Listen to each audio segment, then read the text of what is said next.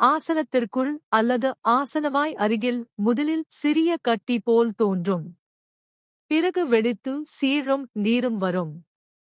பிறகு ஆறும் மறுபடியும் வரும். படத்தில் உள்ள இலையை அரைத்து சுண்டைக்காய் அளவு 3 உருண்டைகள் சூடான பசும்பாலில் கலந்து சாப்பிட மூலத்தில் இரத்தம் வெளியேறுவது உடனடியாக நிற்கும். அசைவ உணவு முற்றிலும் தவிர்த்து விட்டால் இனி மீண்டும் சில மாதங்களுக்கு மூலத்தில் இரத்தம் வெளிவராது. ஆசனவாயில் ஏற்படும் சிறு சிறு கட்டிகள் உடைவதால்தான் மூலத்தில் இரத்தம் வெளியேறுகிறது.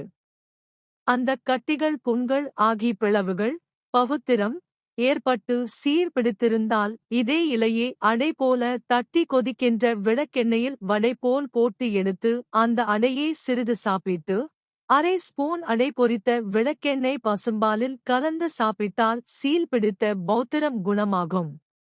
மூலத்தில் இரத்தம் வெளியேறுவது, சீர்பிடித்த பவுந்திரம் இரண்டிற்குமே அசைவ உணவு தவிர்க்க வேண்டும்.